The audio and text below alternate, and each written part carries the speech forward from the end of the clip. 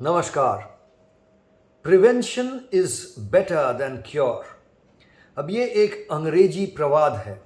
अंग्रेजी एक प्रॉवर्ब कहते हैं प्रवाद को।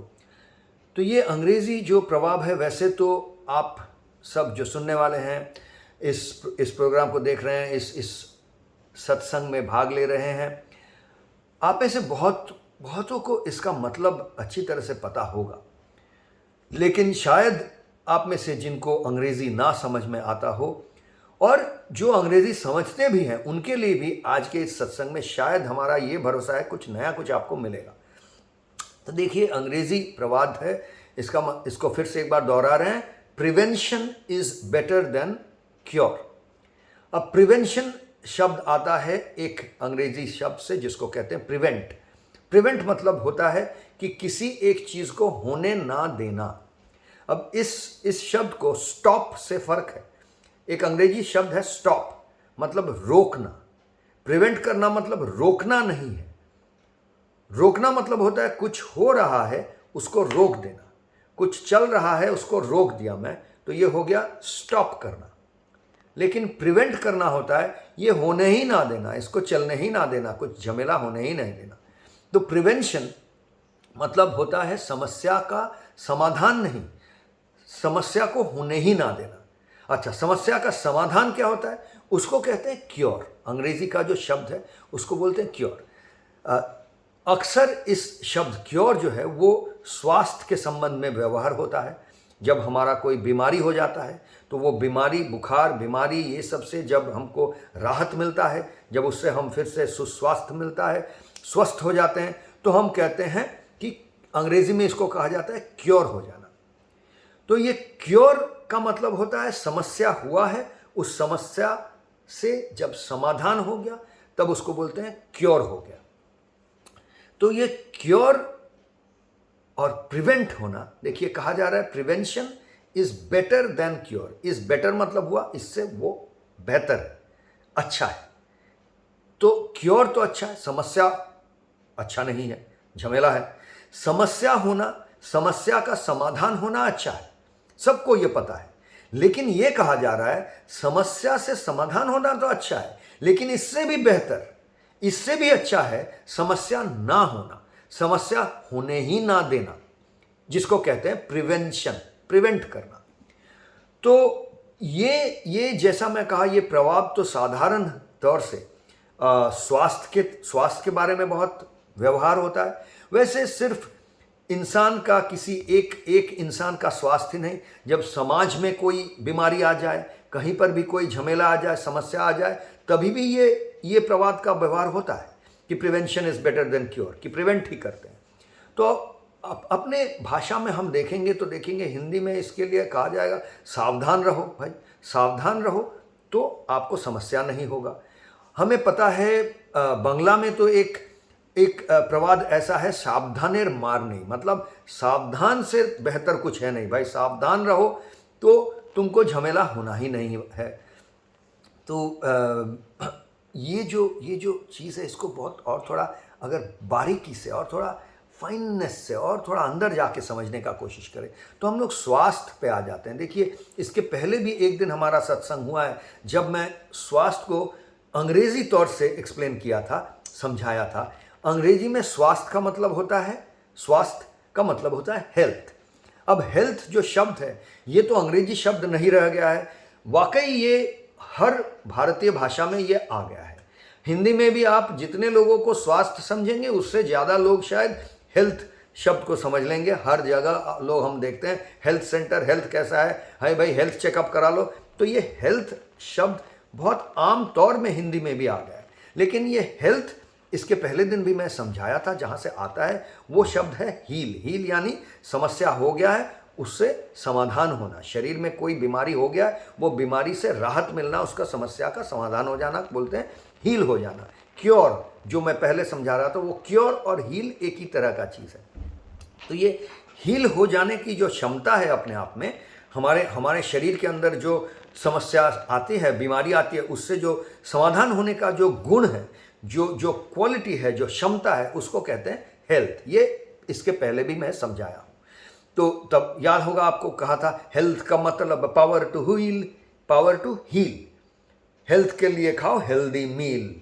याद होगा आपको जरूर, गाना था हेल्थ का मतलब पावर टू हील, हेल्थ के लिए खाओ हेल्दी मील, हेल्दी लाइफ में बहे पसीना, हेल्दी लाइफ का नाम है जीना। ये मैं सिखाया था। लेकिन ये हील होने का जैसा ही, ये हेल्थ के जैसा जो हमारा भारतीय शब्द है, इस पे अगर आप गौर करें, गौर डालें, गौर फरमाएं, तो आप देखेंगे इसको हम कहते हैं स्वास्थ्य। अब ये स्वास्थ्य जो शब्द है, इसको गहराई से समझे तो देखिए दो शब्द यहां पे आ जाता है। एक तो स्व, स्वास्थ्य में आ रहा है स्व, और कल भी हम बात कर रहे थे स्व जो शब्द है, ये किसी भी शब्द के पहले जब जोड़ा जाता है तब इससे समझ में आता है कि हम अपने बारे में बात कर रहे हैं। खुद, ये जो खुदाई या खुददारी या अपना या आत्म, ये शब्द जो ये सब जो शब्द है सेल्फ, अपने बारे में हम बात कर रहे हैं। तो स्व। अब स्वास्थ्य जब बोल रहे हैं तब देखिए इसके बाद जो आ रहा है वो आस्था। आस्था यानी ये शब्द हमको कहाँ मिलता है? आस्था शब्द के अंदर मिलता है।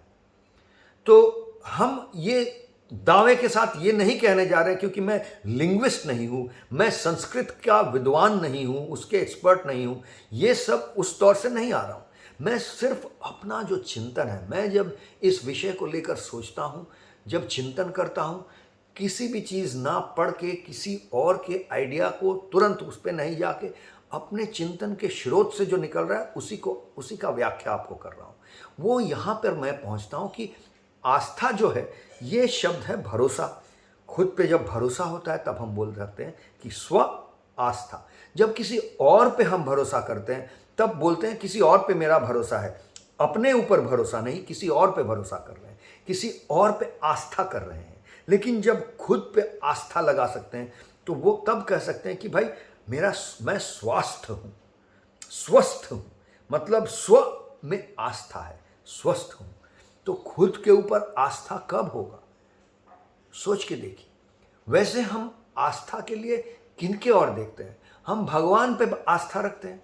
आस्था की बात होती है तो भगवान आ जाते हैं, वहाँ पर ईश्वर आ जाते हैं, गॉड आ जाते हैं, अल्लाह आ जाते हैं, जिसको आप मानते हैं।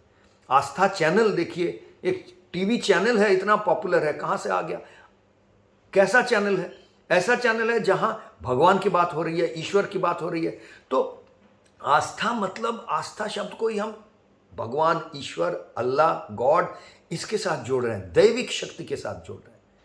तो आप देख रहे हैं कि हम दिव्यता के पास इसलिए जा रहे हैं, हम देवताओं के पास, ईश्वर के पास, गॉड के पास, अल्लाह के पास किस लिए जा रहे हैं? कि मुझे सुस्वास्थ्य दो। सिर्फ मुझे नहीं, हर किसी को, जग में हर किसी को भाई स्वास्थ्य रखो, सब किसी को स्वास्थ्य रखो।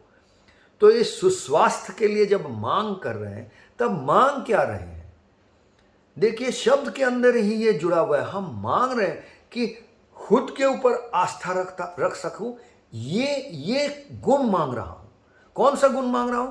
कि भाई मैं अपने ऊपर आस्था रख सकूं, ऐसा गुण दो मुझे। तो अपने ऊपर आस्था रखने से क्या होगा? आप पे तो फिर आस्था नहीं रखूंगा, फिर भगवान की क्या जरूरत है, ईश्वर की क्या जरूरत है, गॉड की क्या जरूरत है, अल्लाह की क्या जरूरत है?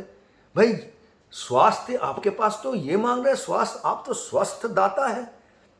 हमको सुस्वास्थ्य कहाँ से आएगा? हम बोल रहे हैं जब कोई भी झमेला होता है, विशेषकर स्वास्थ्य के झमेला होता है, तब हम सब भगवान प्यारे हो जाते हैं, भगवान को बोलते हैं भाई, उसके शरणापन्न हो जाते हैं, ईश्वर के शरणापन्न, अल्लाह के शरणापन्न, गॉड के शरणापन्न तब तो होते ही हैं जब भाई स्वास्थ्य, हेल्थ गड़बड़ हो जाता है, बीमारी होता है।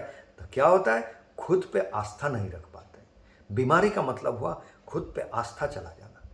तब हम किसी और पे आस्था रखते हैं, डॉक्टरों पे आस्था रखते हैं।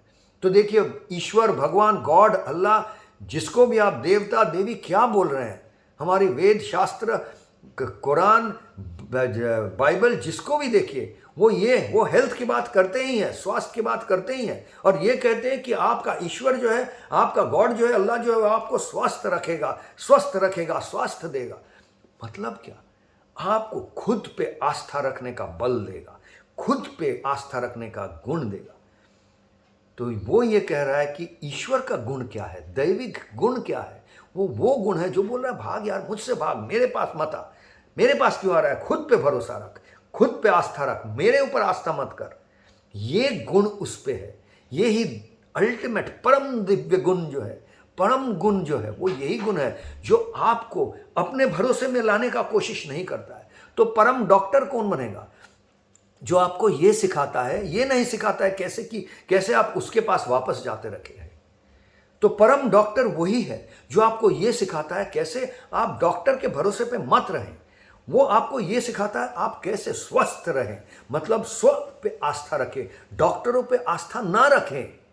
अगर वो ये सिखा रहा है, आपको उनके शरणापन्न होना सिखा रहा है, तो वो स्वास्थ्य नहीं दे रहा है आपको, वो कुछ और दे रहा है। वो डॉक्टर नहीं बने तब।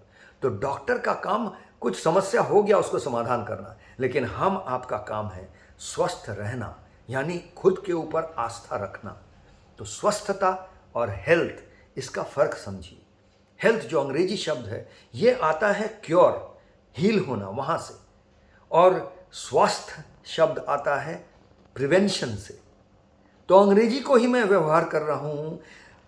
ये जो हेल्थ है और या स्वस्थता है, इसका फर्क समझाने के लिए ये कॉन्सेप्ट जो है, ये विषय जो है, अंग्रेजी विषय हो गया हेल्थ, पश्चिम का विषय, आधुनिक विषय हो गया हेल्थ, और हमारा प्राचीन, हमारा ट्रेडिशन, परंपरागत विषय हो गया स्वस्थ।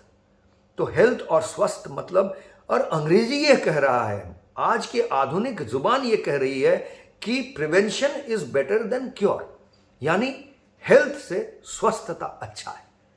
हील होने से, समस्या हो कि उसका समाधान होने से, आपको समस्या आए ही नहीं, ये अच्छा है। और ये कर्मयोग फॉर 21st सेंचुरी का जो फिट फॉर लाइफ प्रोग्राम है, ये हेल्थ का प्रोग्राम नहीं है, ये स्वस्थता का प्रोग्राम है। इसको अंग्रेजी में जब मैं बोलूँगा तो बड़ा मुश्किल होगा समझाना, क्योंकि उनको पहले स्वस्थ समझना पड़ेगा तभी, क्योंकि वो तो हेल्थ समझते हैं, अंग्रेजी में तो हेल्थ शब्द है। तो इसी तरह से हम ये कह रहे हैं कि खुद पे भरोसा, कर्मों से मीत। खुद पे भरोसा कैसे आएगा?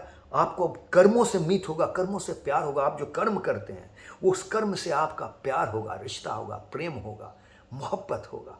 तो कर्मों से मीत, हुनर की शिक्षा, हुनर की शिक्षा। कर्मों से मीत कैसे होगा? जब आपको उस कर्म करने का जो कौशल है, उसका शिक्षा मिलेगा, उसका प्रज्ञा मिलेगा, और उसको लेकर आप साधना करेंगे। हुनर की शिक्षा, यही इसी में है अपनी जीत, यही मेरी जीत। खुद पे भरोसा, कर्मों से मीत, हुनर की शिक्षा में ही मेरी जीत। तो ये हो गया इसके पहले दिन जो गाना बताया था, हेल्थ। हेल्थ का मतलब पावर टू हील, उसी के साथ जुड़ा हुआ आज एक नया गाना बताया, जिससे आपको स्वस्थ रहने का, स्वस्थता पाने का जरिया आपको बताया। और ये भी बताया कि कर्मयोग फॉर 21st सेंचुरी का ये जो फिट फॉर लाइफ प्रोग्राम है, ये क्योर करने का प्रोग्राम नहीं है। अगर समस्या हो गया है तो मेरे पास ना आइए।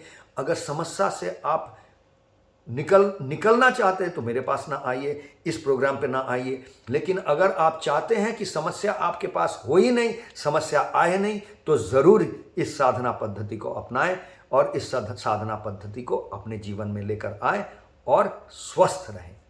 आज के लिए इतना ही दोस्तों, नमस्कार।